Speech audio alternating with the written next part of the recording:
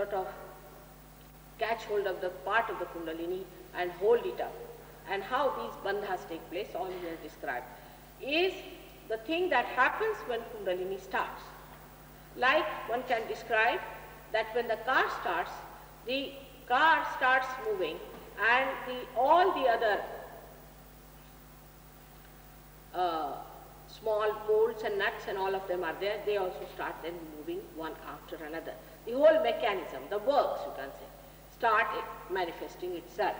In the same way, within us, this starts working. This is what he said. But people are using it for Kriya Yoga, which is nonsense. Like you sit down, hold your stomach. But the Kundalini has not started. Why are you holding your stomach and hold your nose? Then you hold these ears. What is the use? The Kundalini has not yet started. Why are you doing all this nonsense? You see, there is this, your Yogananda, who will start this nonsense to you of Kriya Yoga. I mean, horrible. The amount of diseases one can get from this. I mean, unnecessarily you shave your head. Why to shave your head? By shaving your head, are you going to go to God? Then why has he given you hair? They shave their head. Nonsense it is, absolutely to shave your head. The sheep is shaved every week, every year, twice. And by shaving your head, you are not going to go to God. These are all nonsensical ideas. You shave your head, wear a funny dress, walk seriously like this, and you will go to God. One must understand that the happening has to take place, the Kundalini awakening has to take place itself. It's a spontaneous, it's a living thing. By doing all these artificial things, you are spoiling yourself completely. It automatically happens. But all this mechanism, you don't have to worry, because once the Kundalini rises, it happens. What is actually, I now feel that Krishna never knew that human beings will be so mad. For example, supposing if your car has not started, do you start moving its machinery by hand and believe that the car has started moving?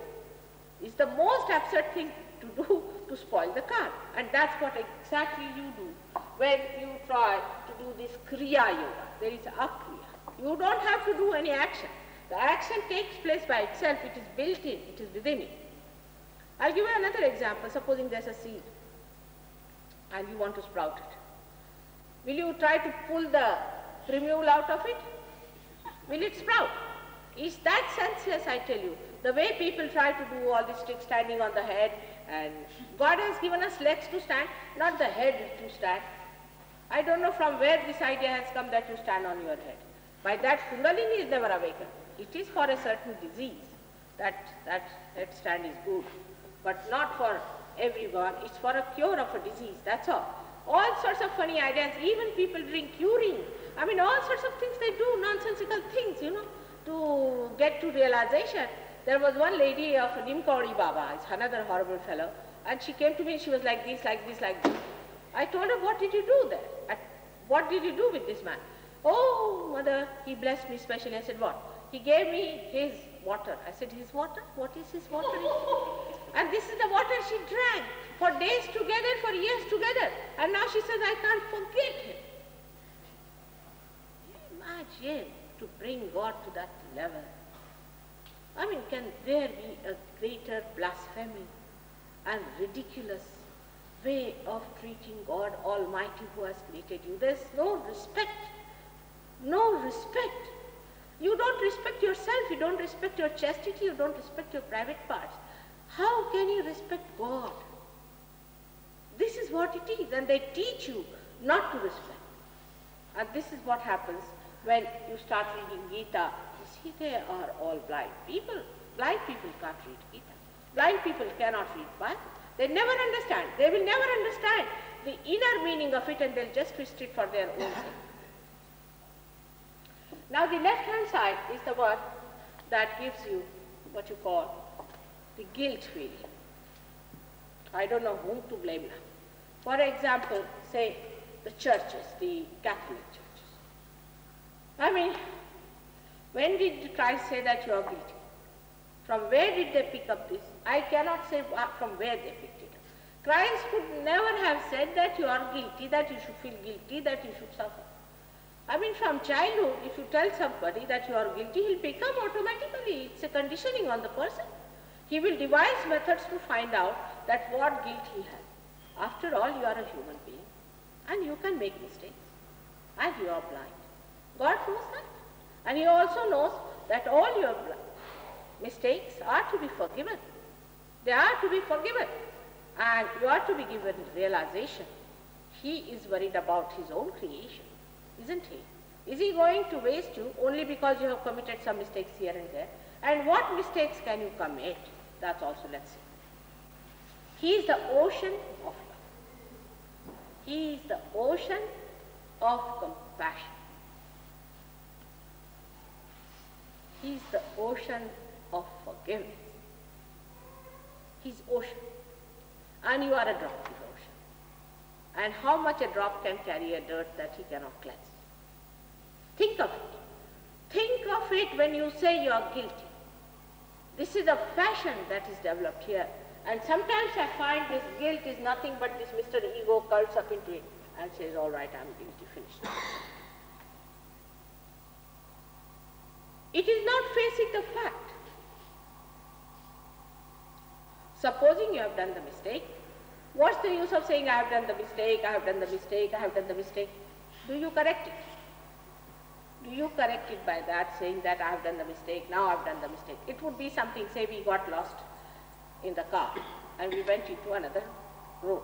Now we sit down there crying, oh, we have made the mistake, better sit down. Here people are waiting for me, all right, for the program. And I'm sitting down there crying, we have done the mistake, we have come to the wrong line, we should not have been there. If I have done the mistake, correct it and come back to the right position.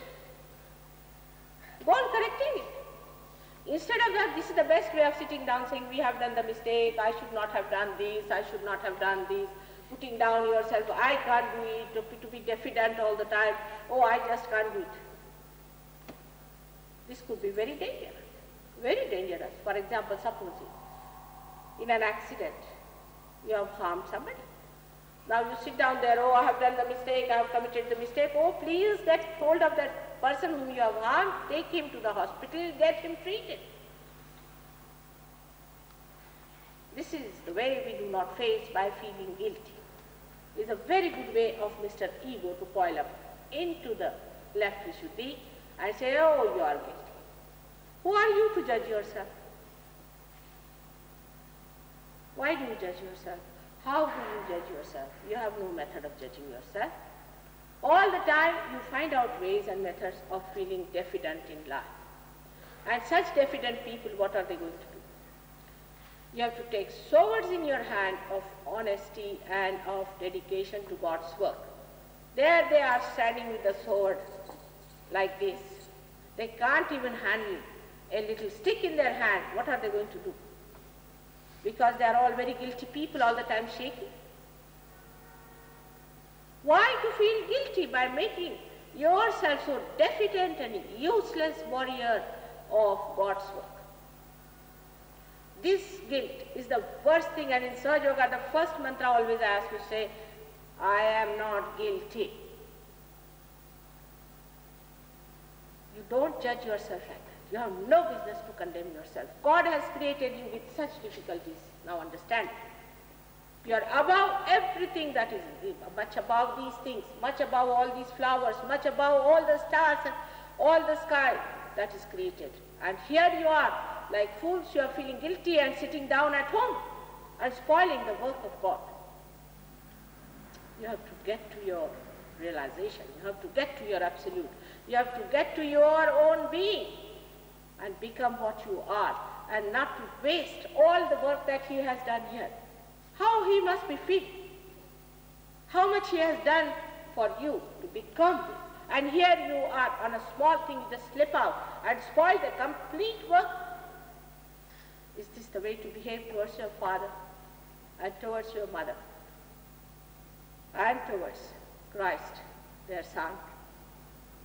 Is this the way to treat? We have to stand up with courage, with fearlessness. This gives you fear, unnecessary botheration and worries, and you start thinking about things which do not exist, all imaginary. Left Vishuddhi is a curse of modern times. And I would request you all to come out of it. Every morning you tell yourself that I am not guilty. You must say it thrice in the morning and thrice in the evening. What is there to feel guilty about? I wish Christ had included this in the prayer. But you have to forgive yourself first of all. I mean, he could never have imagined that human beings would be so stupid as to all the time say that I am guilty, I can't forgive myself. Human beings have escapes for everything. Now this is a new modern method they have devised of running away from reality. Reality is to be faced and to be enjoyed. It is called as Raj. It's the one that has to permeate joy. You come and sit on the throne and enjoy. Today my wish is out.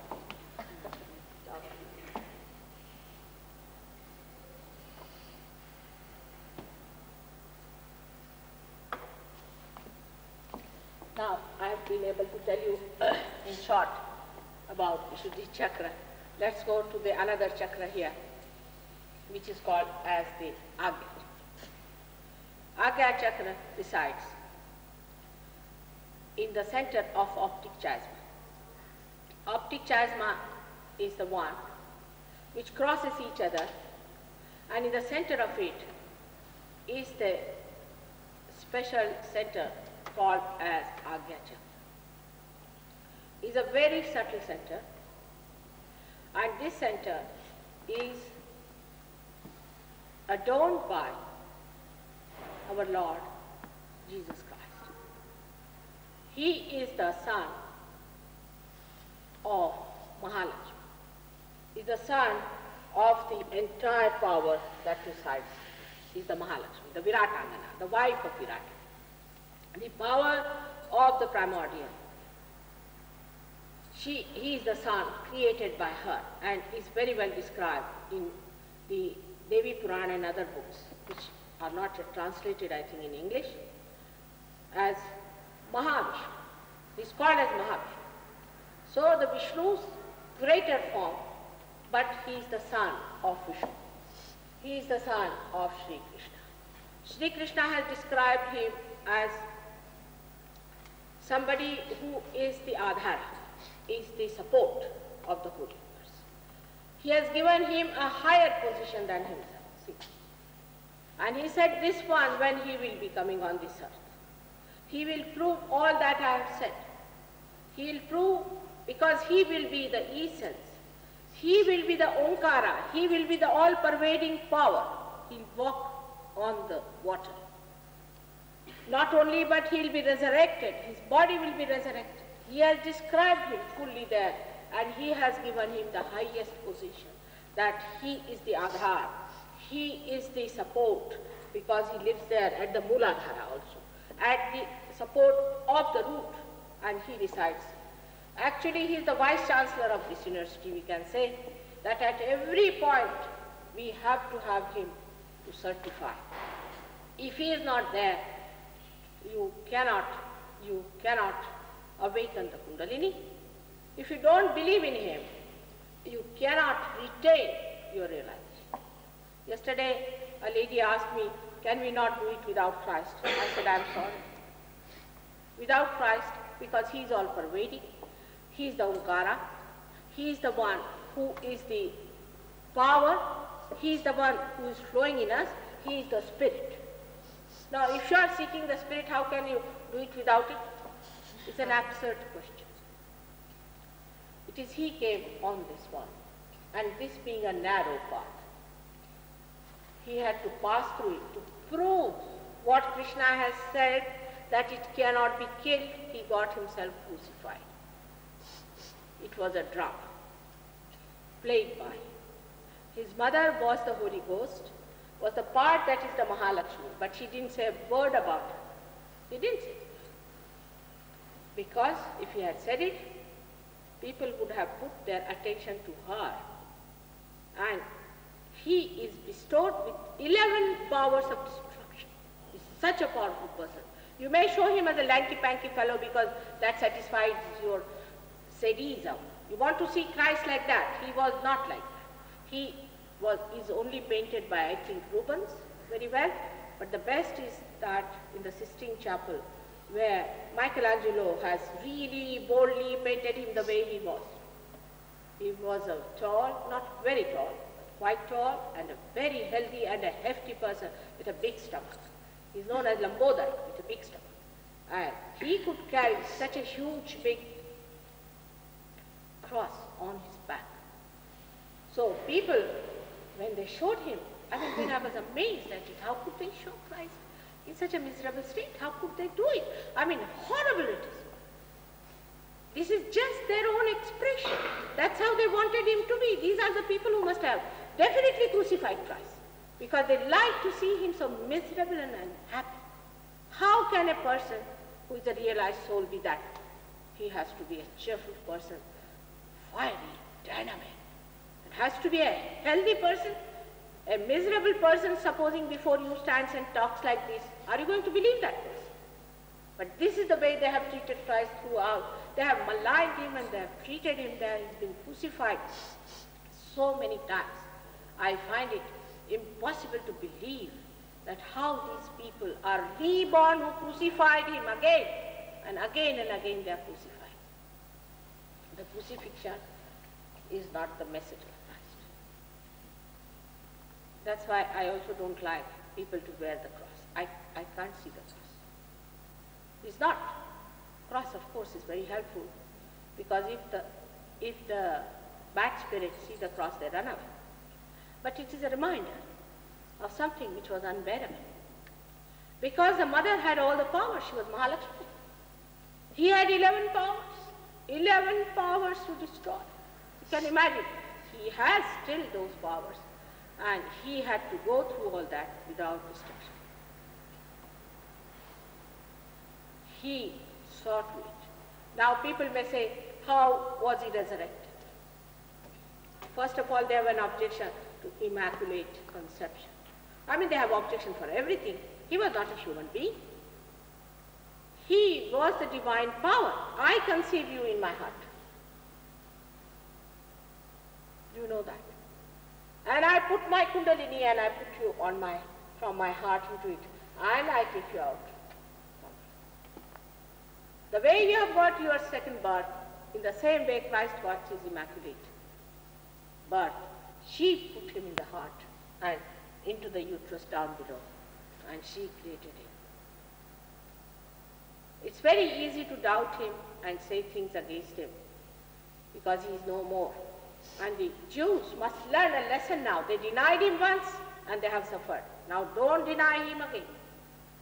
You cannot deny the person, the embodiment of this divine power. Christians may be blown off. If Christians have tortured you, forget them. They are just the same as you are. Fanatics. Whether they are Christians or they are Muslims, Khomeini is the same as any other person. I do not find any difference whatsoever.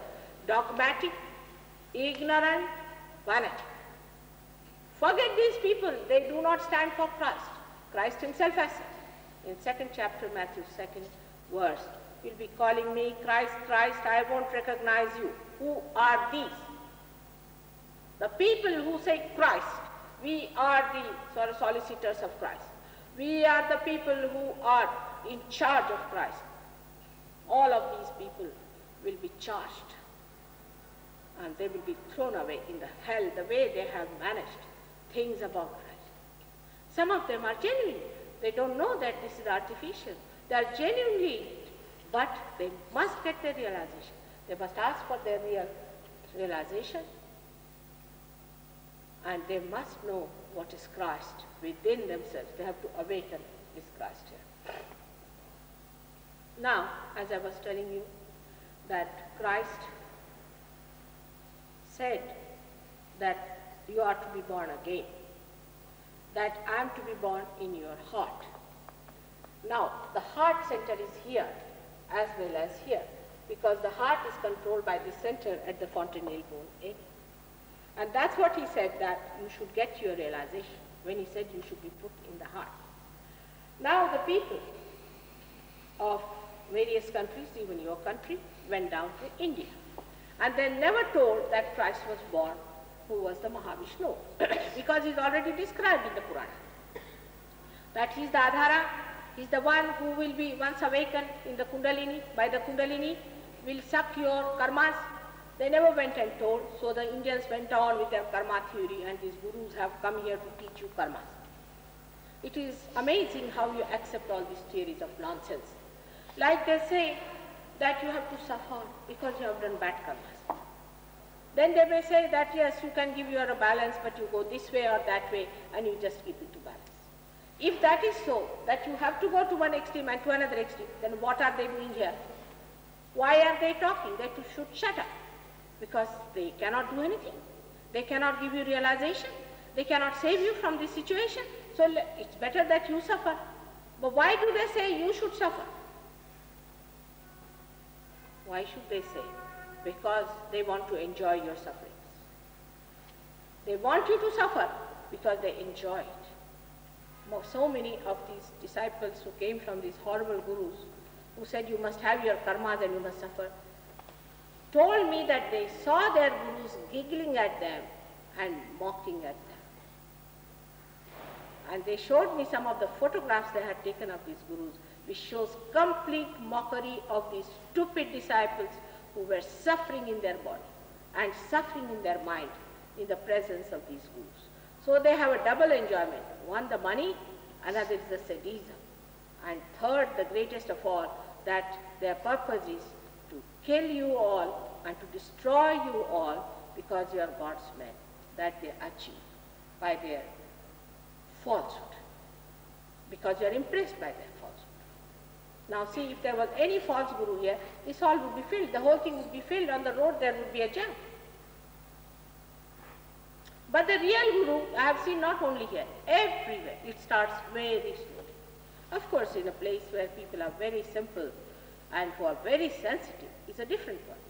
But the people in a city especially, they are so insensitive to reality and so sensitive to devils that it is surprising. They feel very much at home with the devils and very much lost with the reality.